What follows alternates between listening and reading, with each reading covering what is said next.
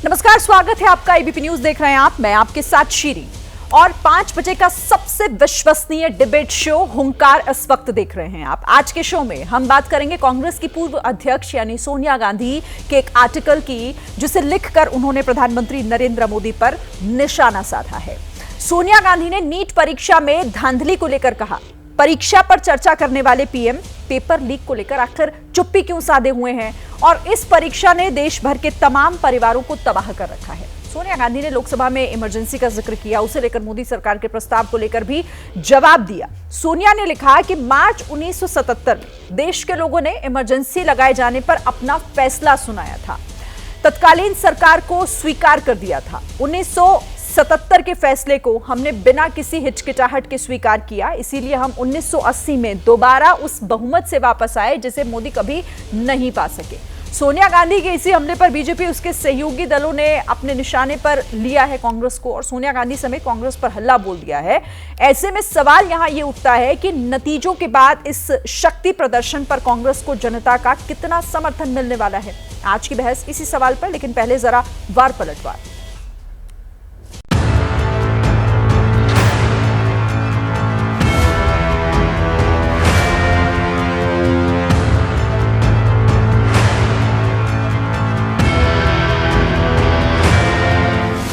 सारी मर्यादा तोड़ रही है। सत्ता में रहना नहीं आता, विपक्ष का भी रोल अदा करना नहीं आता। वो आर्टिकल एक तरह से समीचीन है, समसामयिक है और सरकार को आईना दिखाता है। अब इमरजेंसी की बात देखिए, इंटरेस्टिंग है। मैं तो हमेशा मानता हूं कि इंदिरा जी के एडवाइजर्स अच्छे नहीं थे। अगर मोदी जी, अमित शाह जी जैसे एडवाइजर होते तो 352 आर्टिकल की जरूरत ही नहीं थी। 3, 2, 5 मिल करके पूरे देश में इमरजेंसी वाले हालात कर देते। कोई अनडिक्लेयर्ड इमरजेंसी तो नहीं है।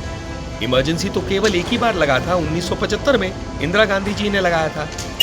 उनका देखने का, सोनिया गांधी जी का देखने का नजरिया है एक, लेकिन एक और नजरिया इस चुनाव के नतीजों को देखने का, वो ये है कि भारत की जनता ने कांग्रेस पार्टी को तीसरी बार जो है रिजेक्ट कर दिया है।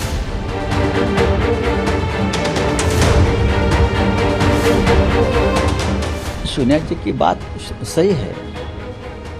जो जनादेश 2024 के लोकसभा चुनाव में आया है, वो नरेंद्र मोदी जी की व्यक्तिगत हार है।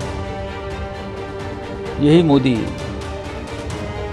अपने दम पर 400 पार की भाषा कर रहे थे। कांग्रेस को 50 सीटें भी नहीं मिली।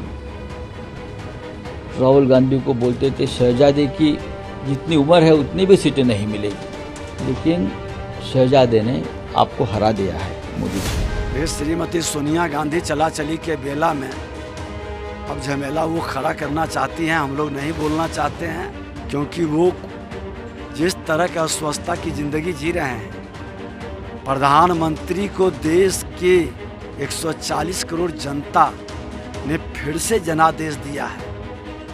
जो 3 अंक भी नहीं पार कर सके उनको जनादेश मिल गया।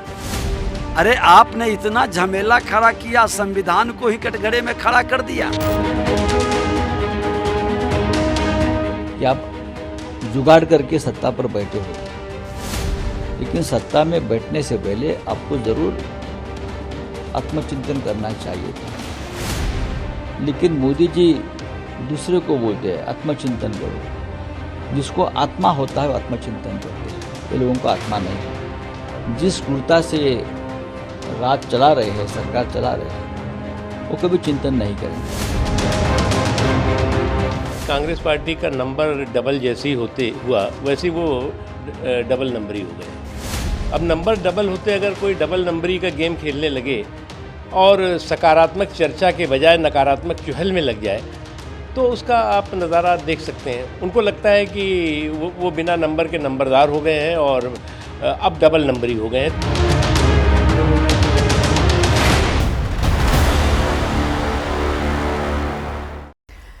तो देखिए, नतीजों के बाद से सरकार बन चुकी है, लेकिन लगातार विपक्ष सवाल खड़े कर रहा है प्रधानमंत्री नरेंद्र मोदी पर, बीजेपी पर और इस जनादेश को लेकर। और सीधे सीधे ये कहा जा रहा है कि ये तो दरअसल हार है, जनता ने सबक सिखाया है, लेकिन सबक सीख नहीं रही है बीजेपी। इसी पर हम सवाल जवाब करेंगे, चर्चा की शुरुआत कर लेते हैं। सबसे पहले मैं तारुफ आपका करा दूं कौन कौन हमारे साथ इस चर्चा में शामिल हो रहा है। जफर इस्लाम साहब, प्रवक्ता बीजेपी, हमारे साथ जुड़ गए हैं। सुखदेव भगत, कांग्रेस के सांसद, हमारे साथ हैं। जेडीयू के प्रवक्ता नीरज कुमार जी हमारे साथ यहाँ स्टूडियो में मौजूद हैं। समाजवादी पार्टी की प्रवक्ता जूही सिंह भी हमारे साथ जुड़ गई हैं चर्चा में शामिल होने के लिए। वरिष्ठ पत्रकार अभय दुबे भी हमारे साथ हैं। आप सबका बहुत स्वागत है एबीपी न्यूज पर। लेकिन चूंकि सोनिया गांधी के इस लेख से अब राजनीति बहुत ज्यादा बढ़ती हुई दिखाई दे रही है, वार पलटवार हमने अपने दर्शकों को सुनाया। और जफर इस्लाम साहब, शुरुआत आप ही से करते हुए, क्योंकि जब से जनादेश आया, जब से सरकार बनी, उसके बाद से लगातार एक ही सवाल किया जा रहा है कांग्रेस की तरफ से। और सोनिया गांधी के भी अगर इस लेख को देखें तो उसका लबुलुआब वही निकल कर आता है कि नतीजों में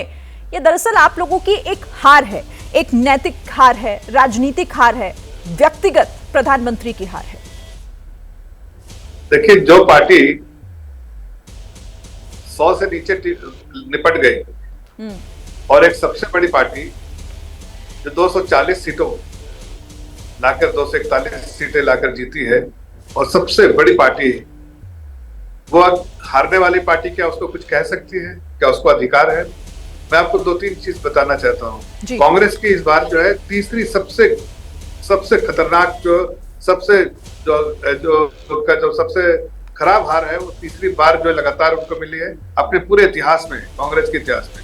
और भाजपा की तीसरी बार सबसे बड़ी जीत है। 2014, 2019 और 2024 हर बार जितनी सीटें आई हैं भाजपा के पूरे इतिहास में, ये तीनों बार जो तीनों सबसे बड़ी जीत है। तो किसकी जीत है? अब कहने के लिए डुगडुगी बजाते रहे, चलते रहे, लेकिन उससे कोई फर्क नहीं पड़ता। हकीकत तो ये है कि सबसे बड़ी जीत हमारी और तीनों उनकी सबसे बड़ी हार जो है पिछले 2014 के बाद हुई है। तो ये देश की जनता के सामने ये आंकड़े सामने हैं। देश की जनता भी समझती है कि क्या हकीकत है क्या नहीं।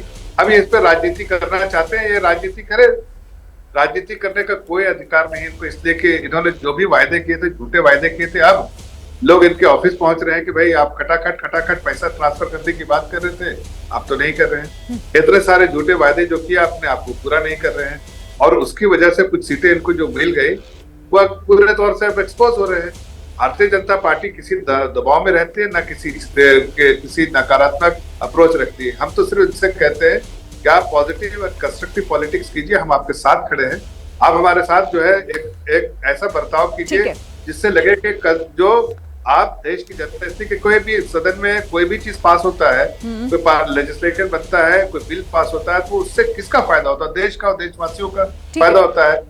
तो आप पॉजिटिव अप्रोच रख के एक रिस्पॉन्सिबल अपोजिशन की तरह काम कीजिए, हम आपके साथ हैं। लेकिन इस पर भी सवाल है ऑपोजिशन का, सोनिया गांधी ने इस पर भी अपनी बात रखी है।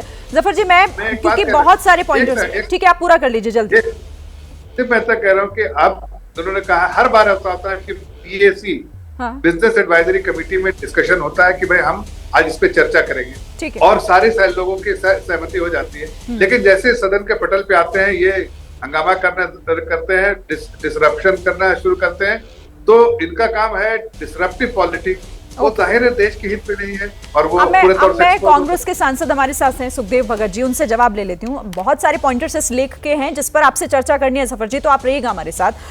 सुखदेव भगत जी, देखिए ये बात बीजेपी लगातार कह रही है कि 99 का आंकड़ा लाकर आप जनादेश की बात करते हैं, और आप कहते हैं कि जो सबसे बड़ी पार्टी बनकर इस चुनावों में भी उभरी, आप उसके ऊपर उंगली उठा रहे हैं और कह रहे हैं कि ये उनकी हार है। फिर ये साबित आप कैसे करेंगे? शिरीन जी, सबसे बड़ी बात यह है कि माननीय प्रधानमंत्री नरेंद्र मोदी जी जो स्वयं को अहम ब्रह्मास्मि है की बात वो करते थे, 400, अब की बार 400 पार। जनादेश क्या मिला? आपके समक्ष सारी चीजें हैं। और ये जो जनादेश मिला उनकी नैतिक हार है। और वो स्वयं वाराणसी में जिस प्रकार वो जीते हैं, तो जो अपने को दैविक शक्ति से परिपूर्ण मानने वाले जो 400 पार की बात कर रहे थे, वो 240 मटके हुए हैं। और एक बात मैं इनको कहना चाहूँ, जफर भाई को मैं एक बात कहना चाहता हूँ, कंस्ट्रक्टिव उन्होंने जो बात की है, रचनात्मक कार्यों की बात की है। मैं एक छोटी सी बात यहाँ बताना चाह रहा हूँ कि इनके संसदीय कार्य मंत्री किरण जी ने क्या कहा जब नीट के बारे चर्चा में आई, तो आप सोच ले मानसिक रूप से इनकी सोच क्या है, आप बता सकते हैं। इन्होंने कहा कि ये संसद के गरिमा के प्रतिकूल है। क्या बच्चों की बात करना, नीट की बात करना, क्या एनटीए की बात करना, बच्चों का भविष्य अंधकार में है उनके बारे बात करना, पेपर लीक हुए उनकी बात करना संसद के गरिमा के प्रतिकूल है? क्या संसद के गरिमा का अनुकूल इनके माननीय प्रधानमंत्री जी के जो सबसे महत्वपूर्ण बिंदु उनके क्या होते हैं? मंगलसूत्र। इनके महत्वपूर्ण बिंदु क्या है? गाय, गोबर, गोमूत्र। क्या यह संसद के गरिमा का अनुकूल है? कहने का मतलब हम रचनात्मक सपोर्ट करना चाहते हैं। आज प्रारंभ में भी जब स्पीकर का चुनाव की बात आई, हमने कहा कि जो हमारी संसदीय परंपरा है डिप्टी स्पीकर हमें दे, हम साथ में इनके चलने को तैयार हैं। इन्होंने उनकी बात नहीं मानी, रिस्पॉन्ड तक इन्होंने नहीं किया। और ये माननीय प्रधानमंत्री जी लगातार अपने भाषणों में कहते थे कि सदन जो है वो बहुमत से चलेगा, लेकिन सरकार है सर्वमत से चलेगा। वचनम किम दरिद्रम, बात में कुछ कर्म में कुछ। जफर भाई ऐसे नहीं चलता है। हम हमेशा, और जो ये बार बार जिन बातों के कह रहे हैं 99 की ओर ये बता रहे हैं, हमने तो प्रगति की है, आप तो नीचे उत्तरोत्तर आप नीचे गिरे हैं। इसलिए हम लोग कह रहे हैं कि जनादेश आपको नहीं मिला, आपकी नैतिक हार है और उन चीजों की आपकी नीतियों की हार है। और अगर आप इसको स्वीकार नहीं करते हैं तो मैं समझता हूं कि इस अहंकार का अंत आपका अंत होना ही होना है। आपका पॉइंट ये है कि हमने जफर जिस पर जवाब भी देना चाह रहे हैं, मैं आऊंगी, लेकिन पहले बाकी मेहमानों को इसमें, ठीक है, आप अपनी बात पूरी कीजिए जल्दी से। सुखदेव जी, मैं इनको एक बात स्मरण दिलाना चाहता हूं, अहंकार ना पाल कर रखें। आप 99 बार बार जो बोल रहे हैं ना, वो भी स्मरण करें। आपको 2 सीटें इस भारत में 2 सीटें आपको मिली थी, केवल 2 सीटें, लेकिन उसके बाद भी हमने उसका सम्मान किया। आप अहंकार में नहीं, आप सम्मान के जो जनादेश मिला है, लेकिन देखिए 99 सीटों को आप कह रहे हैं कि हम तो लगातार प्रगति कर रहे हैं, हम प्रगति कर रहे हैं, लेकिन फिर भी ये बात तो फैक्ट है ना, ये फैक्ट है कि सबसे बड़ी पार्टी भी बनकर उभरी बीजेपी ही। भले ही उनकी सीटें कम हुई हो, भले ही जो वो आंकड़े की बात, जिस आंकड़े को छूने की बात कर रहे थे उससे वो बहुत पीछे रह गए हो, लेकिन उसे डिनाई नहीं किया जा सकता। नीरज जी, आपके पास आते हुए, क्योंकि इस लेख में इस बात का भी जिक्र किया गया जो संसद शुरू होने के बाद से ही, जिसको लेकर काफी हंगामा भी हुआ, और ये कहा उन्होंने सीधे सीधे कि परंपरा के मुताबिक उपाध्यक्ष का पद विपक्ष को मिलना चाहिए, जो नहीं मिला। और इसे मतलब जो अभी देखना होगा कि आगे इसमें क्या होता है, ये सीधे सीधे उन्होंने अपना ऐतराज इस पर जता दिया कि माननीय सोनिया गांधी जी ने अपने देश के पूर्व प्रधानमंत्री, इतिहास का अवलोकन करना चाहिए। 1991 में कांग्रेस को कितनी सीटें आई थी? 232। 96 में कितना आया था? 140। 2004 में कितना आया था? 145। 2009 में कितना आया था? 206। तब आप सरकार कैसे चला रहे थे? उस समय जनादेश का अपमान नजर नहीं आया था? पीवी नरसिम्हा राव साहब और डॉक्टर मनमोहन सिंह की सरकार, क्या कांग्रेस पार्टी पर्याप्त बहुमत की बुनियाद पर चला रहा था? तो जब अपना आईना देखते चेहरा देखिए, पहले देखना चाहिए सोनिया गांधी जी को, और कम से कम कलंकित मत करिए। वो देश के हमारे प्रधानमंत्री रहे हैं, वो गांधी परिवार से नहीं जुड़ा होना एक अलग अपराध हो सकता है आपकी नजरों में, लेकिन वो देश के प्रधानमंत्री रहे हैं। तो संख्या बल के आधार पर अगर दूसरे पर आप तोहमत लगाते हैं तो अपना चेहरा भी दिखना चाहिए। और संसदीय लोकतंत्र और संसदीय गरिमा, इसका पालन तो सब करते हैं भाई। और आचार संहिता कमेटी बनी हुई है, आचार समिति पार्लियामेंट के अंदर बनी हुई है, और संवाद के माध्यम से ही लोकतंत्र चल सकता है, और दूसरा कोई तरीका नहीं है। हठधर्मिता नहीं, हठधर्मिता अगर दिखाइएगा तब पार्लियामेंट्री डेमोक्रेसी में विश्वास किस बात? जनता ने आपको विपक्ष में रहने का जनादेश दिया है, आप विपक्ष में रहिए, मजबूती के साथ रहिए, उस सवाल, जनता के सवाल को उठाइए, लेकिन कम से कम अपने पुरखों को कलंकित मत करिए। लेकिन नीरज जी देखिए, वो इस बात को आधार बना रहे हैं जो आपने सुना भी, सुखदेव जी जिसका जिक्र कर रहे थे कि देखिए हम तो बढ़े हैं, हमारा तो ग्राफ लगातार सुधर रहा है, वो इसको आधार बना रहे हैं कि देखिए जनादेश हमारे साथ है, और आप जिस आंकड़े की बात कर रहे थे आप लोग, उससे आप पिछड़ गए। ये एक बहुत बड़ा पॉइंट वो लगातार उठा रहे हैं। नहीं, लक्ष्य निर्धारित करना अलग चीज है, तब तो इन पर भी तोहमत होगा कि 2009 में तो 206 थे, 99 हो गए। ठीक है, 2009 में जोई जी, इस पर ये तो लोकतंत्र में गणित का है, संख्या बल का मामला है। संख्या बल ज्यादा पार्लियामेंट्री डेमोक्रेसी में जीतिएगा तो सरकार बनाइएगा। बड़ी पार्टी बीजेपी थी तो एनडीए के घटक दलों के साथ मिलकर सरकार बना ली। ठीक है जूही जी, ये तो सब जानते हैं कि देखिए इस तरह की चीज कोई पहली बार तो हुई नहीं है, लेकिन फिर ये कह देना कि जनादेश के खिलाफ है, असंवैधानिक है ये सरकार, नैतिकता नहीं बनती कि आप सरकार में बने रहें, फिर ये बातें तो बहुत हवाई हो जाती है, इसकी जमीन नजर नहीं आती। फिर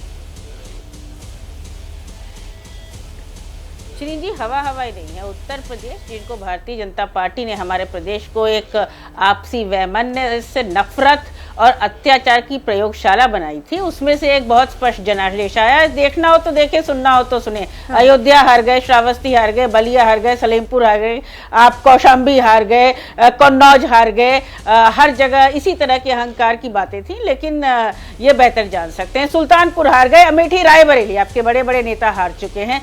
जनता के मुद्दों की बात थी, बेरोजगारी फैल रही है, संसद में था क्या? संसद में हम लोग सब चुने हुए प्रतिनिधि हैं, चाहे कोई सरकार में हो या विपक्ष में हो। नेट का पेपर लीक हुआ, नीट का पेपर लीक हुआ, हमारे उत्तर प्रदेश में पुलिस भर्ती का पेपर लीक हुआ, 2017 से सारी नियुक्तियां लीक हो रही हैं। इसी पर तो चर्चा करना चाहता था विपक्ष चाहता था कि एनटीए की क्या भूमिका है, वहां पर जो व्यक्ति काबिज है उसको आपने किस काबिलियत पे वहां रखा है, क्या एनटीए कोई इम्तिहान करा सकती है कि नहीं करा सकती है। इसमें किसी के पास अगर एक भी सांसद होता तो भी सत्ता को उसकी बात सुननी चाहिए थी। बाकी बार बार ये पूरा आर्टिकल मैंने भी सोनिया जी का पढ़ा है। 146 सांसद आपने सस्पेंड किए थे, जबकि संसद की सुरक्षा पे वो आपसे चर्चा करना चाह रहे थे। आपने फॉरेस्ट कंजर्वेशन, जैविक विविधता नियम में संशोधन कर दिया क्योंकि आप एक प्रोजेक्ट अंडमान एंड निकोबार में ले जाना चाहते हैं। क्या ये जनता के मुद्दे नहीं हैं? आपने क्रिमिनल जस्टिस एक्ट में अमेंडमेंट कर दिया बिना किसी चर्चा के, इसीलिए आपने लोगों को सस्पेंड किया था। क्या वो जनता के मुद्दे नहीं हैं?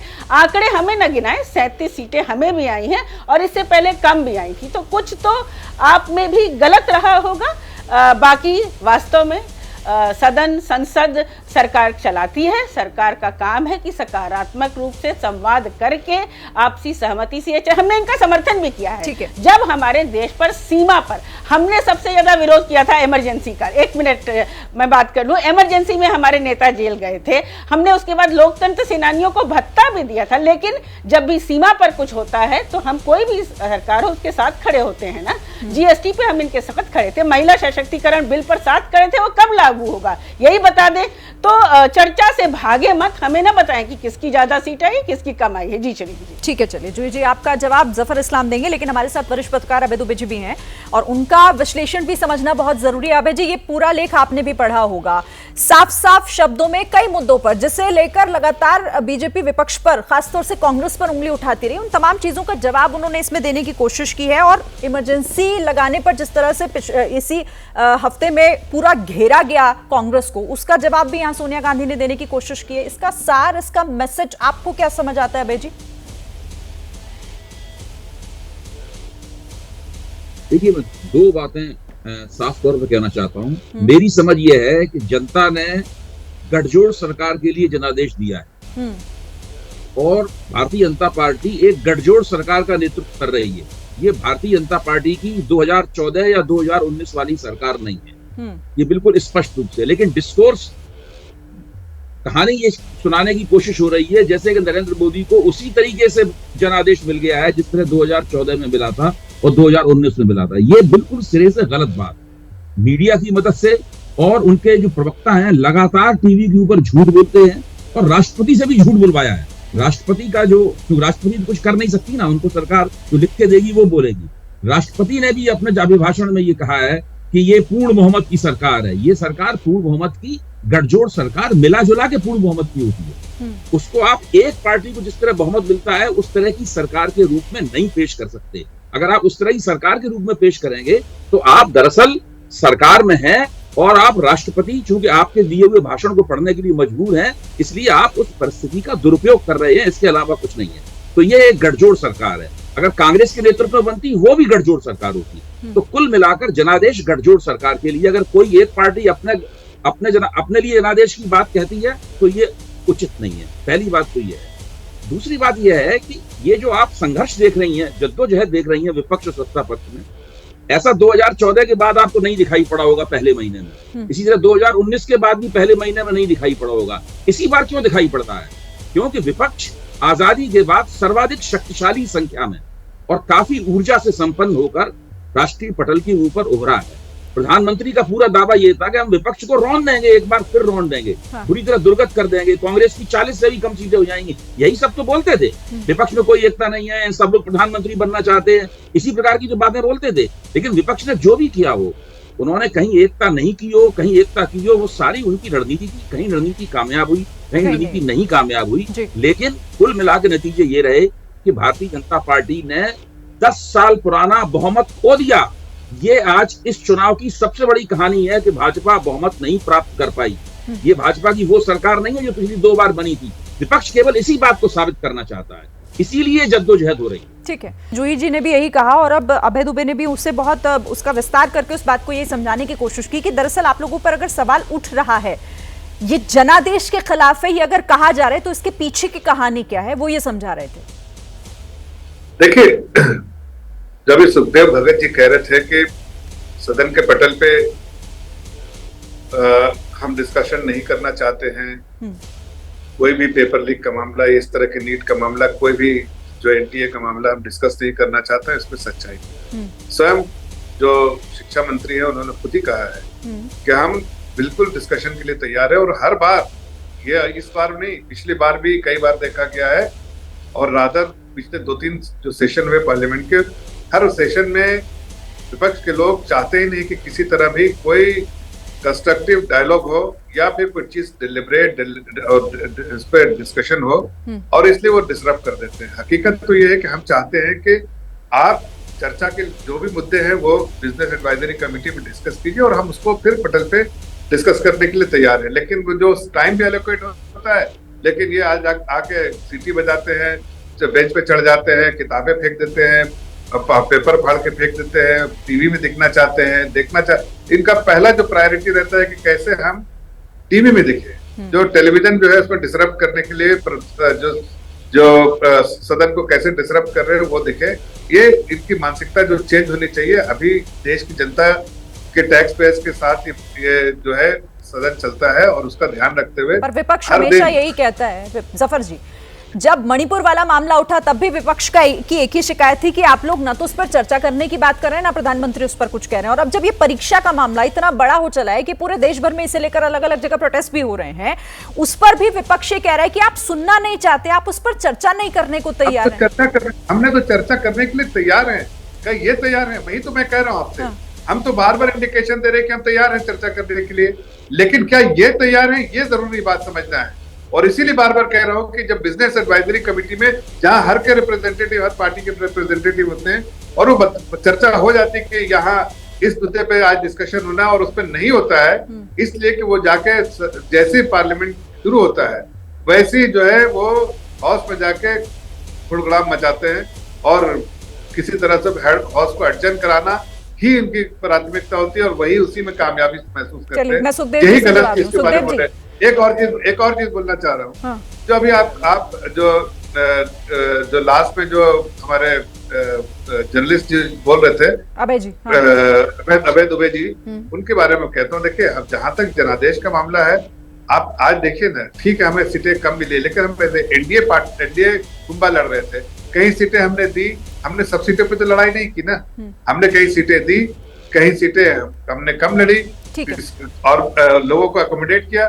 तो एनडीए जो है पूर्ण बहुमत से आई है सरकार और एनडीए नहीं, उनका ये था, उनका कहना ये था कि ये गठजोड़ की सरकार है, ये पूरे आपके उस एनडीए की सरकार है जिसमें बाकी सहयोगी दल भी हैं। ठीक है, उनका एनालिसिस था ये। अब चलिए, अब जल्दी जल्दी इस पर भी चर्चा करते हैं। एक चीज खाली कह देता हूँ जल्दी से, 30 सेकंड। नहीं, हम यहाँ कहाँ कह रहे हैं, लेकिन ये गठजोड़ इलेक्शन के रिजल्ट के बाद नहीं, ये जो है प्री इलेक्शन जो हमारा अलायंस ठीक है, लेकिन उसमें सहयोगी हैं, यही सिंपल सी बात है, उसी का जिक्र सभी कर रहे हैं। ठीक है, सुखदेव जी इसका जवाब दीजिए, क्योंकि लगातार आप लोग ये कहते रहते हैं, आप गेंद उनके पाले में डाल देते हैं कि सरकार चर्चा नहीं करने देना चाहती। उनका ये कहना है कि विपक्ष दरअसल अपनी भूमिका ही भूल गया है कि विपक्ष की भूमिका क्या है, बातों को रखना कैसे, चर्चा आप लोग नहीं चाहते। सिरेन जी, मैं एक चीज बताऊं, जो त्याग की प्रतिमूर्ति आदरणीय सोनिया गांधी जी ने जिन बातों की ओर इंगित किया है, और जफर भाई को मैं याद दिलाना चाहता हूं, उनको मैं स्मरण दिला रहा हूं कि हमने किन मुद्दों को लेकर चला है।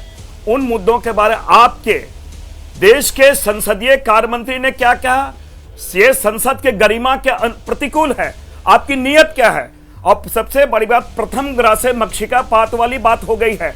यहाँ पे सबसे पहली बात, जब स्पीकर के चुनाव के वक्त जो सहमति होनी चाहिए थी, और देश के प्रधानमंत्री माननीय प्रधानमंत्री नरेंद्र मोदी जी ने लगातार इन बातों को ध्यान आकृष्ट कराया कि बहुमत नहीं सर्वमत से चलेगा। तो सर्वमत तो बहुत दूर की बात है, आपने कोई डिस्कशन भी नहीं किया। और जिन मुद्दों को लेके हम चलना चाहते हैं, आपको मैं थोड़ा स्मरण दिला दूं, आपने कहा कि हम चर्चा करना चाहते हैं। जफर भाई, आप याद करें, क्या 3 आपराधिक कानून जिनकी ओर हमारे सोनिया गांधी जी ने इंगित किया है, 3 आपराधिक कानून आपने पास किए, जब 146 हमारे सांसदों को आपने निलंबित कर दिया था। आपको इस पर याद दिला रहा हूं। दूसरी बात, 34% ऐसे विधेयक आपने पास किए 1 घंटा के अंदर बिना चर्चा के आपने पास किए। जब महत्वपूर्ण बिंदु आते हैं, जब भी महत्वपूर्ण मुद्दे आते हैं, आप हमारे प्रधानमंत्री जी मौन व्रत, मौनी बाबा वो बन जाते हैं। चाहे मणिपुर की बात हो, परीक्षा पे चर्चा लगातार कर रहे हैं। जब अब हमारे लोगों ने, हमारी पार्टी के लोगों ने, सारे लोगों ने जब नीट के बारे, एनटीए के बारे चर्चा किए, वो मौन हो गए। क्यों नहीं उनके बारे बात करें। इतने हमारे करोड़ों में लाख नहीं कह रहे, करोड़ों लोगों का भविष्य जुड़ा हुआ था, ना केवल स्टूडेंट्स, उनके परिवार को लोगों से आप मौन व्रत धारण कर लिए हैं। ठीक है, लेकिन अभी वो कह रहे हैं, उनका कहना है कि हमारी तो तैयारी है चर्चा की। आप बताइए ना, आप लोग तैयार हैं चर्चा के लिए? वो कह रहे हैं हमारी तो पूरी तैयारी है, हम तैयार हैं विपक्ष के सवालों को सुनने के लिए। यार, तो हम लोग तो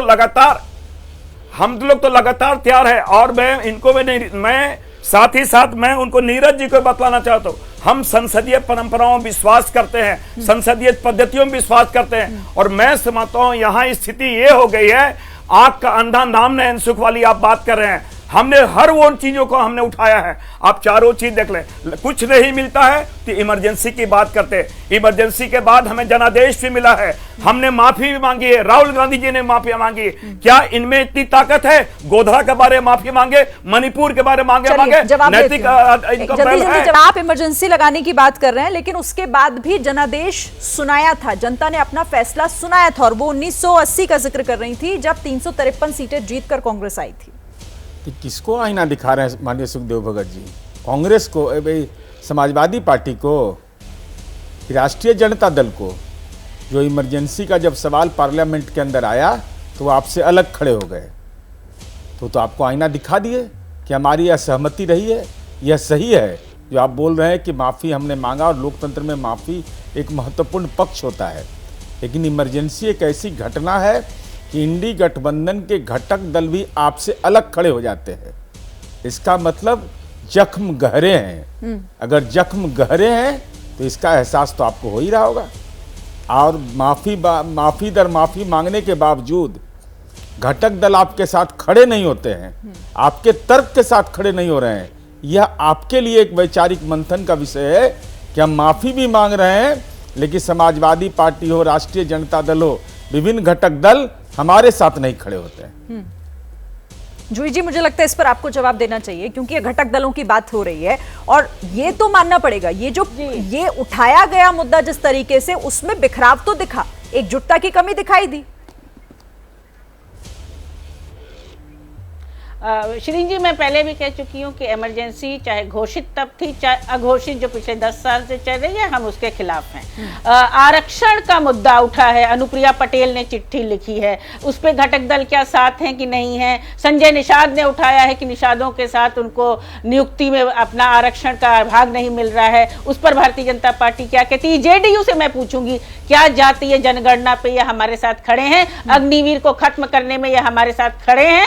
महिला सशक्तिकरण बिल जो इन्होंने कहा नारी वंदन, उसको 2000 अगले चुनाव से पहले ये लागू करेंगे और टिकट में दिखेगा। बहुत सारी बातों में, ओल्ड पेंशन स्कीम पुरानी पेंशन स्कीम, हमारा समर्थन किया था। तो ये मुद्दों की बात है। दूसरी बात, ये लीक सरकार है, पेपर लीक, राम पथ ध्वस्त, राम मंदिर में लीक। और जब इनसे पूछा जाए तो इनका जवाब ये आता है कि आप L&T और टाटा के इंजीनियरों से पूछ लीजिए। तो भारतीय जनता पार्टी को थोड़ा तो संवेदनशील बनना पड़ेगा, थोड़ा तो सवालों का सामना भी करना पड़ेगा। ये विपक्ष है, हर बार आप ये कहेंगे कि हम बहुमत में हैं, हम सरकार में हैं, तो विपक्ष भी कुछ है, वो आपसे सवाल पूछेगा। मणिपुर की बात आपने ही कही, मणिपुर में 1.5 महीने इंटरनेट बंद था, महिलाओं को कपड़े उतार के बलात्कार हो रहा था, हत्याएं हो रही थी। तब क्या कर रही थी भारतीय जनता पार्टी?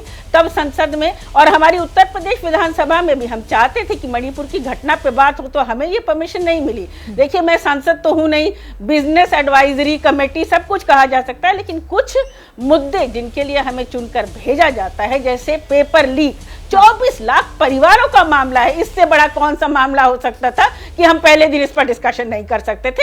यहाँ देश की बात है, छात्रों की बात है, तो थोड़ा मुझे लगता है परिवर्तन किया जा सकता था। बाकी कौन नहीं डिस्कस करेगा, जवाब हम पूछे, हमको चाहिए और सवाल हम पूछेंगे। ठीक है, मैं अभय जी के पास जाऊं, लेकिन उससे पहले जफर जी इसका जवाब दे दीजिए, क्योंकि वो कह रहे हैं कि आपको नहीं लगता कि ये ऐसा मसला है, ये एक ऐसा मुद्दा है, ये हमारे भविष्य से, हमारे छात्रों से जुड़ा हुआ है, जिस पर चर्चा की फौरन जरूरत है? तो मैं वही बात तो कह रहा हूं, और एक बार नहीं अनेक बार कह रहा हूं। हमारे जितने बड़े मंत्री हैं सबने कहा है, हमारे पार्लियामेंट्री अफेयर्स मिनिस्टर उन्होंने खुद स्वयं कहा है कि हर सभी मुद्दे को पर हम चर्चा करना चाहते हैं। लेकिन क्या आप चर्चा करना चाहते हैं? यही तो मैं बार बार पूछ रहा हूँ। आप चर्चा ही नहीं करना चाहते। मैं बार बार आज बात को दोहरा रहा हूँ कि जब आप डिस्कस करते हैं, एक अग्रीमेंट होता है, टाइम एलोकेट होता है, और उसके बाद सदन पे घुसते ही जैसे और शुरू होता है, आप देखिए डिसरप्शन शुरू होता है। मैं खुद अभी आप बिल बात कर रहे थे कि जो बिल हमने पास किया है, जो 3 किसानों के बिल के बारे में सुखदेव जी बोल रहे थे, मैं उस बिल में पास करने में मैं भी उसमें मेरी भी सहमति थी, मैं भी मेंबर था, मैंने भी उसमें वोट दिया था। लेकिन आप उस वक्त देखिए, ये सारे कांग्रेस के और अपोजिशन के लोग बाहर चले गए थे, जब बहुत सारी पार्टियां बाहर चली गई थी। क्यों चले गए थे? मैं उसका पार्ट रहना चाहिए था, आपको डिस्कशन करना चाहिए था। आप डिस्कशन से बाहर बैठे रहे तो भाई वहां पर तो जो कुछ पार्टियां बची थी उन्होंने डिवीजन मांगा, तो वोटिंग हुई और आप हार गए। आप अगर आपको लगता था कि आपको वहां पर होना चाहिए, आप मुखालफत करनी चाहिए थी, तो आप चर्चा करते। और जहां तक बात है, आप कह रहे थे सुखदेव जी कि हमने बहुत सारे बिल को पास किया। अरे भाई, जरा से 2013 में देख लीजिए, 14 में तो देख लीजिए, मार्च जो जनवरी से और अप्रैल तक के बीच में कैसे पास किया गया है। एक दिन में कितनी चीजें, 56 सेकंड में कितने बिल पास हो गए हैं जो यूपीए द्वारा। तो वो इसलिए कि आप चर्चा नहीं करना चाहते थे, आप तो बस बिल पास कर रहे थे, धड़ाधड़ बिल। ठीक है, ये चर्चा अटक कहाँ गई है, इस पर मैं बात करूंगी, जूही जी का जवाब भी लूंगी, लेकिन पहले अभय जी आपके पास आते हुए आ रही हूँ ठीक है। आप देखिए, वही हो रहा है, वही रिपीट हो रहा है। आप उन पर आरोप लगा रहे हैं और वो आप उनकी नीति पर सवाल उठा रहे हैं, वो उनकी आपकी नीयत पर। एक मिनट सुनिए, मेरी बात सुनिए जी, मेरी बात। मैं कह रहा इन सब बातों का कोई महत्व नहीं है। अगर वाकई आप चर्चा करना चाहते हैं, सदन के पटल पे मंडे को, सोमवार को कीजिए ना, हम तो चाहते ही हैं। जी, जिस तरीके से कांग्रेस ने देखिए एक टारगेट सेट कर लिया है, भाई सरकार नहीं बना पाई, लेकिन उन्होंने ये टारगेट सेट कर लिया है कि शुरू से लेकर आखिर तक कांग्रेस के चाहे बड़े नेता, विपक्ष, दूसरे जो विपक्षी दल हैं उनके नेता एक ही चीज को लेकर सरकार पर सवाल उठा रहे हैं, बीजेपी पर सवाल उठा रहे हैं। लेकिन क्या लगता है आपको कि ये कितना फायदेमंद साबित होगा विपक्ष के लिए, या फिर इस रणनीति को किस तरीके से आप डिकोड करेंगे सर? देखिए, राजनीति में फायदा केवल इस वजह से नहीं होता कि संसद में कौन ज्यादा बोल दिया।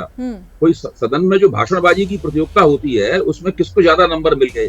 अब मणिपुर के ऊपर आपको याद होगा बहस हुई थी, हम सब लोग टीवी पे थे उस पर। तो मणिपुर की बहस में सब लोगों ने निर्णय दिया था कि भाई भारतीय जनता पार्टी ने मैदान जीत लिया। तो भाषणबाजी की प्रतियोगिता हुई, नतीजा क्या निकला? उस तमाम प्रतियोगिता, उसमें मान लीजिए भाजपा सब बातें सही कह रही थी, आज भी मणिपुर चल रहा है। भाजपा मणिपुर की दोनों सीटें चुनाव में बुरी तरीके से हार गई है, और जो उत्तर पूर्व में भाजपा का विस्तार हो रहा था उसको बहुत बड़ी ठेस लगी है केवल मणिपुर की घटना की वजह से। इस बात को वो स्वीकार करें न करें, लेकिन ये एक भारतीय राजनीति का एक तथ्य है। अब मैं एक दूसरी बात की तरफ आता हूँ।